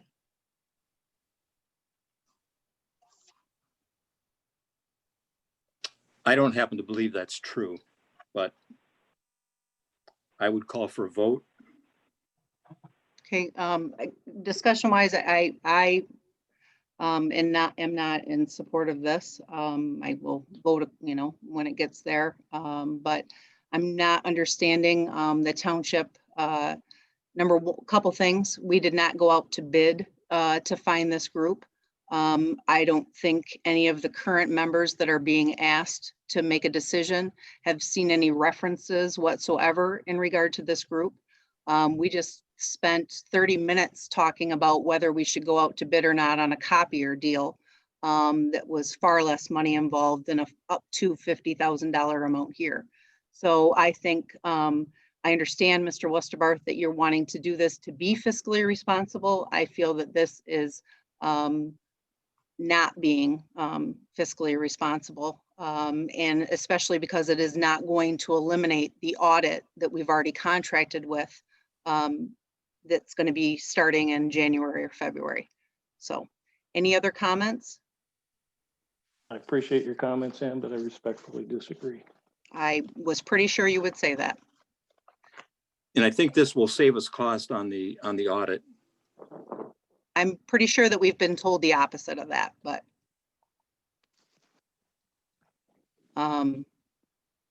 anyways, we have a motion on the table in support. Any further discussion? All right, hearing none, roll call, please. Mr. Cummings, Yes. Ms. McGuire, No. Mr. Spencer, Yeah. Mr. Palmer, Yes. Mr. Westerbarth, Yes. Mr. Sutton. No. And Ms. Richards. No. I believe that that's still motion passed, is it not? Yes, it is. Okay. All right. And that being said, Mr. Westerbarth, you did agree to remove the finance director discussion for this evening and I schedule would that agree to postpone it to the next board meeting and to discuss it in the future work session. in a future work session. Okay. Do we want to just, obviously we have, a few elephants in the room here. Are we going to bring together a work session to discuss the resolutions that were tabled or that were postponed this evening in regard to the treasurer and the clerk, as well as the finance director? I think we should. I mean, I would support that. we have to, bottom line, we have a board meeting on December 14th that is actually going to propose a budget. So we need to know what that budget is before we propose it. So any changes we're going to have to figure out before that. Correct? I'm pretty Yes. sure, yeah. Okay.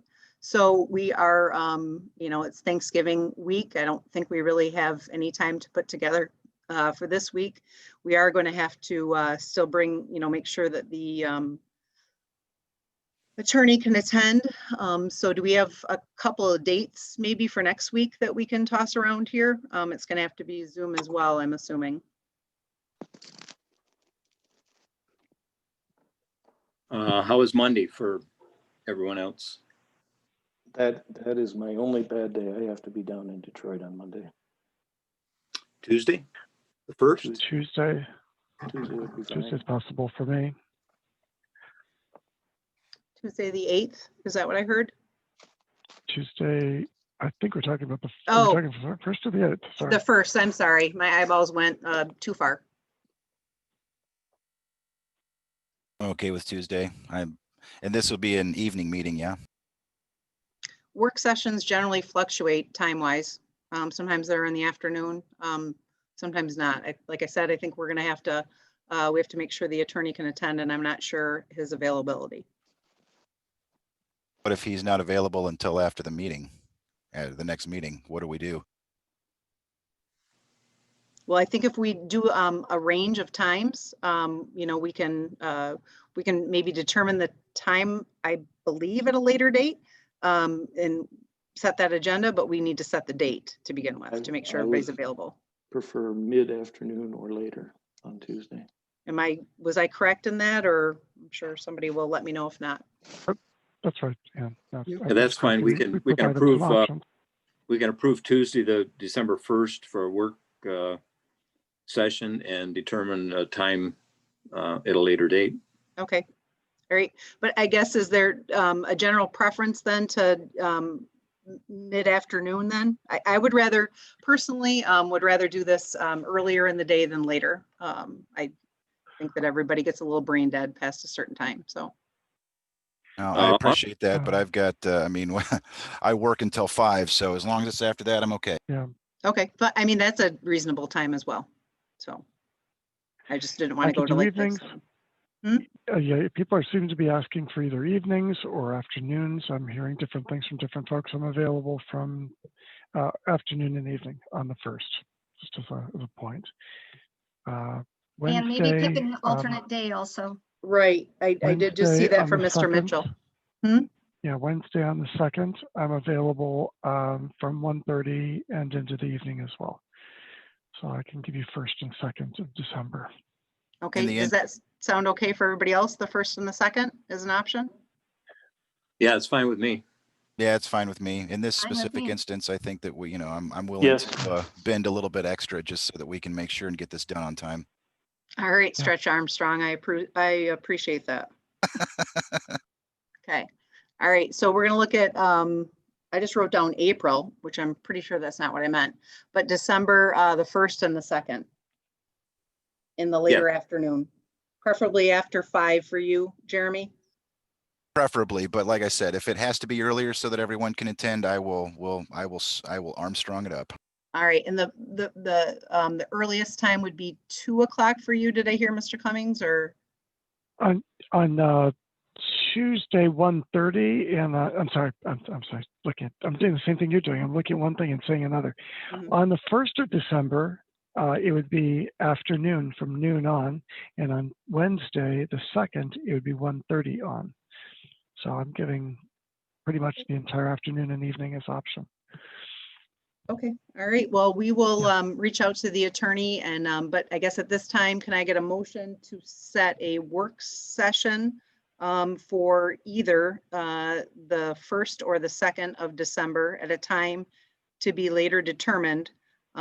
Agenda topics are finance director, and I mean, I don't know, do we need to specify the? You don't. Hmm? You don't. No, because obviously they all tie together.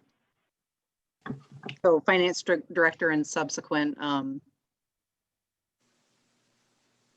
operations, I guess. Okay. How about the resolutions for the salaries? Would that be a discussion item as well? Well, I think depending on, right, I mean, they all go together, correct? Yeah. Okay, I all don't right. think we need to identify them, you know, in the Okay. motion for the meeting, but right, they're all gonna go together and gonna need to either be acted on at that time or the night of the board meeting. Well, we can't act on them at a work session. Right, that's what I mean. I'm sorry, then it would have to go to the board meeting. Right, okay. Yep, the Okay. 14th. Okay, I believe I made the I will make, motion. Or did, I will make that motion that as you presented. sorry, forgot where I was. Support. Okay, so there's a motion by Mr. Palmer, a support by Mr. Cummings to schedule either the first or the second meeting to discuss the finance director position. Yeah, now just a note, all of those items will need to be included on the agenda. Everything that we're going to discuss will have to be on the agenda. That'll have to be posted 18 hours prior to, right? Yeah. Yep, thank you. Okay. Okay, roll call, please. Mr. Spencer, Yes. Mr. Cummings, Yes. Mr. Palmer, Yes. Mr. Sutton, yes, Mr. Wurstabarth, Yes. Ms. McGuire, Yes. Ms. Richards, No.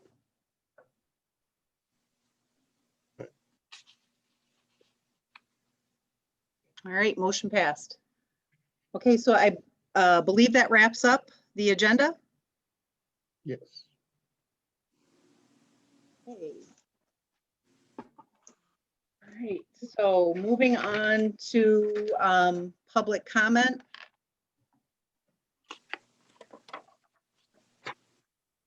If there's anybody in the public that would like to speak, please raise your hand. I'm trying to remember what I've heard Mr. Weed say. Use your hand icon if you're logged into the computer. And I don't remember, I know there's something different in regard to somebody that just calls in. So. Looking through here. I believe I see one raised hand. Paul Rakowski, I believe. I'm gonna, do I hit, sorry, I don't know. Unmute, yeah. It says Unmute. ask, my options are lower hand, ask to unmute, or I can just unmute him. You can Doesn't let unmute me do him. that. So I'm gonna just say ask to unmute. Okay. I don't know. Fingers crossed. Yeah, well, I'm just doing what the options say, unless I say mute all. You can unmute everybody.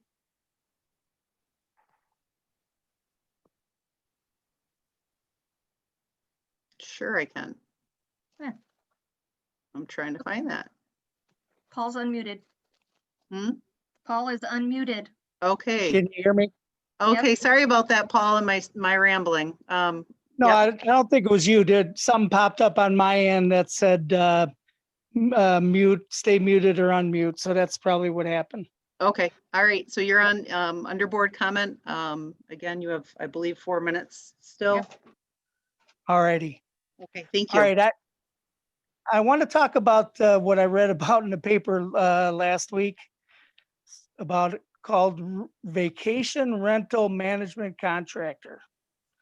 Apparently you guys passed an ordinance requiring a permit for short-term rentals, I understand. First I heard of this, found it out about it in the paper. Then you proceeded to hire a contractor to manage that. Okay. I'd like to know which one of you geniuses that were on the previous board came up with this brilliant nanny state big government idea.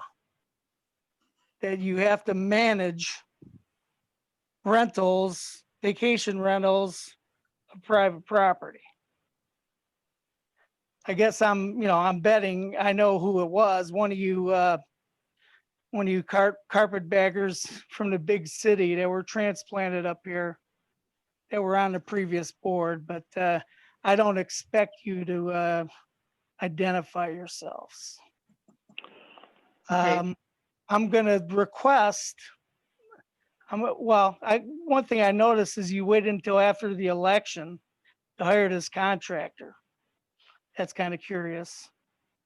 Why you waited till after the election to hire a contractor and to announce it. But I guess I'm gonna request that your new board evaluate this previously passed ordinance and repeal it.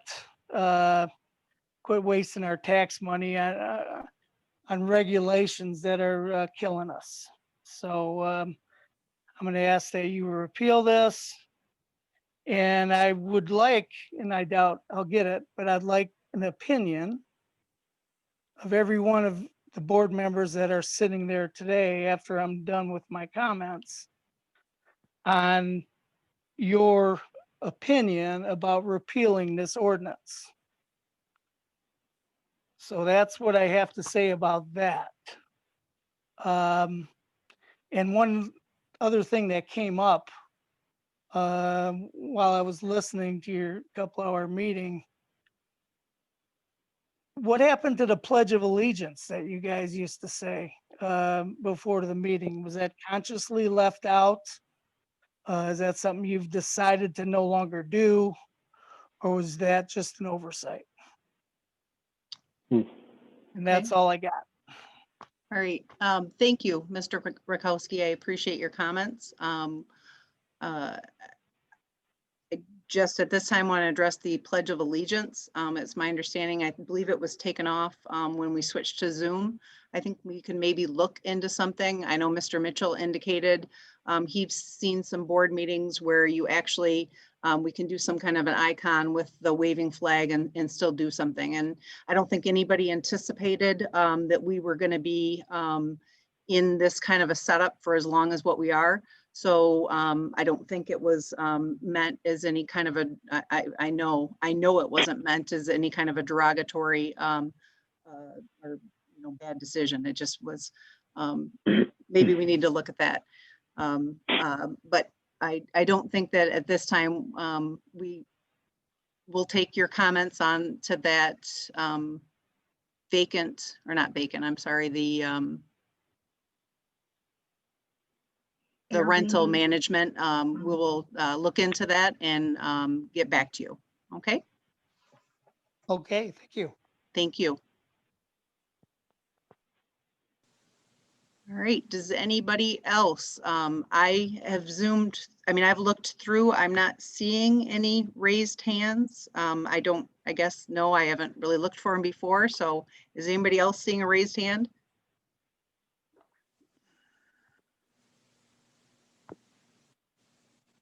I don't see anything else. Oh.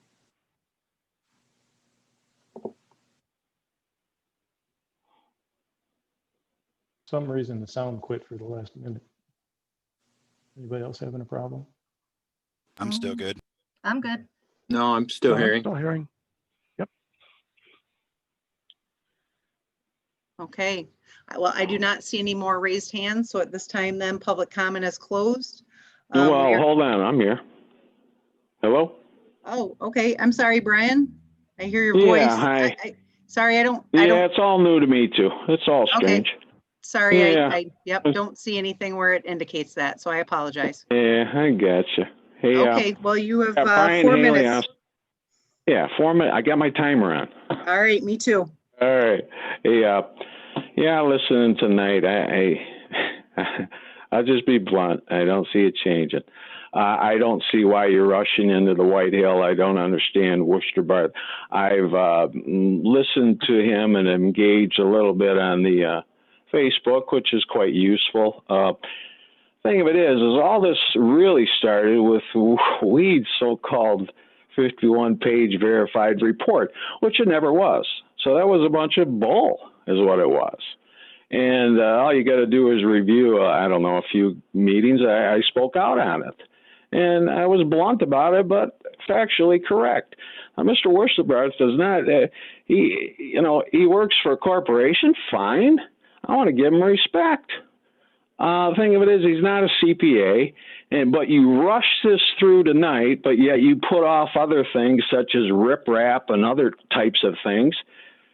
Why did you rush this? So I see a real agenda. We see it forming already. There's some serious people that are already conversing about it. Now we see this stuff and we don't want negativity anymore. What we want is an open, honest board. Open and honest. We don't appreciate, we have no respect for clicks. We have no use for it. We expect you guys to study on things and vote on things, not to get together in little groups. It gets tiresome. I can guarantee you we're not going to go through 4 more years of this. I can guarantee you that. But I want to be positive. So I'm just putting it out there. Mr. Worstenbarth, you're all serious about money. Fine, we're all concerned about money. You're blowing money right now. You're blowing money. And we've blown money throughout the past year on studies that never got anything done. They were just conveniently pushed to the side.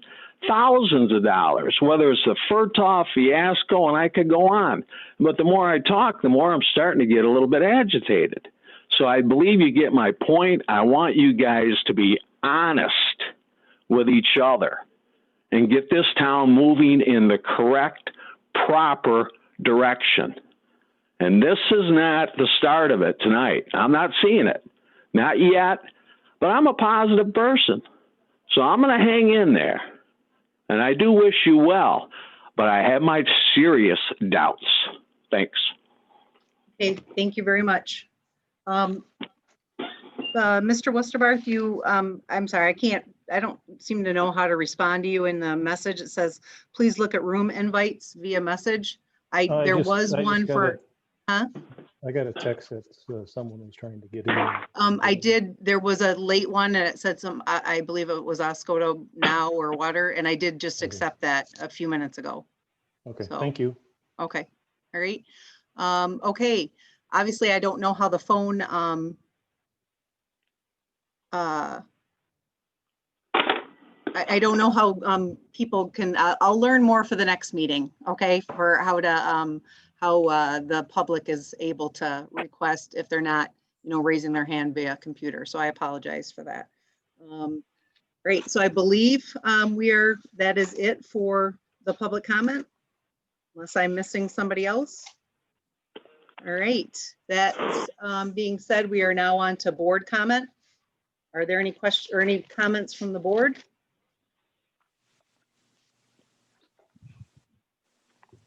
Well, I would just make the comment that for our first,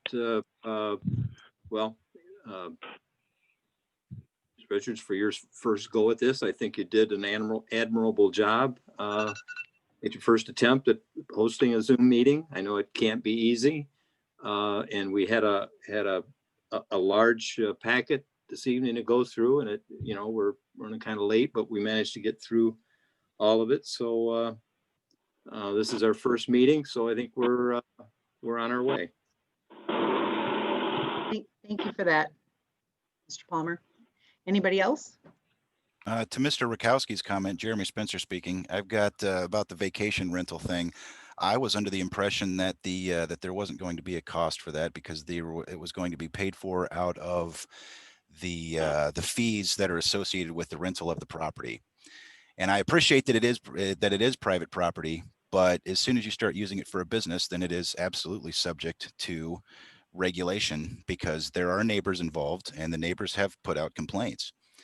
And to that end, I believe that the verifying what these vacation properties are and ensuring that they comply with local ordinances and township rules and regulations is important. So that's where I stand. Okay, yeah, thank you. That regulation originated from the Planning Commission, that came from the Planning Commission was reviewed and by the attorney and then was forwarded to the Township Board for approval. This is a situation that's happening all over the state and all over the country with short-term. Some areas have as much as 40% of their homes as vacation rentals. So you can imagine that there's the opportunity for problems. So all this does is make it so that it's recorded and the company can keep track of it. There's a number that neighbors can call, and it will help to regulate problems that occur. For the most part, people can rent their houses and for short term, and it's not a problem. But when there are problems, this is a way to deal with it. So I agree, and especially since it's not costing the township any money to keep an eye on this stuff. And as far as the Pledge of Allegiance, I agree with Ann. We should definitely, if we're going to continue on the Zoom meetings, we need to take that into account and figure out a way to do that, because I believe that it is important. And I guess my final comment is thanks for calling us geniuses. That makes us feel very happy. Okay. Yep. Anybody And else? just one other comment. We, at our Lions Club meeting, which we had to do by a Zoom for a number of meetings, the host of that had a small flag and would hold it up in the camera, and so it would be on the screen, and then we could all say the Pledge of Allegiance and stand to that. So Okay. The flag. Yeah, we'll definitely come up with a protocol for that. Like I said, Mr. Mitchell mentioned that, we discussed that today, even when we were going over the agenda, because I asked the same question. So. Yeah. Okay. Sure. I'm sorry, one final thing. If he has questions about how that went down in the board meeting, I'd encourage him to go back and watch the replay. I don't know what you're talking about. Vacation, the vacation right, property. right, Yeah, it was, right. because that was all discussed. And I mean, I thought that the information that was presented was clean, concise, and to the point. And he must have just missed it. And I'm glad that we could address those issues for him today. Okay. All right. Any other board comment before we wrap I do. up? Okay. Go ahead, Just Jamie. a reminder, winter tax bills are committed, so you can call to get your amount if you want to. You can go online to check that out. Tax bills will be mailed by December 1st. I was also wanted to let you know that you didn't get a newsletter. There wasn't one this year. Tammy put out the regular information to department heads and didn't get anything back from anybody to be able to create a newsletter for the winter tax bill. So we're looking forward to doing one for the spring. Hopefully we can get some good information together from the department heads moving forward. Okay. Anybody else for board comment? All right. Well, I guess I just, again, want to thank everybody for your patience in my first attempt at hosting this meeting. I will definitely get better and understand the process a little bit more. I'm extremely excited to be a part of this board. I want to be a part of a positive movement. Our overall goal is to improve the quality of life for all of our citizens, and that would be the goal.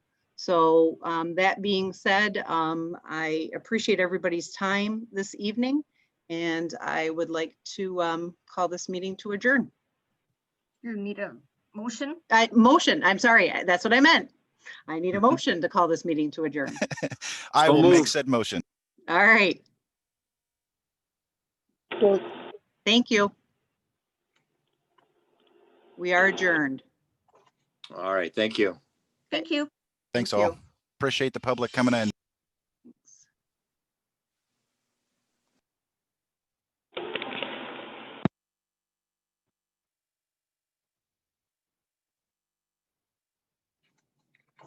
Oh, yeah.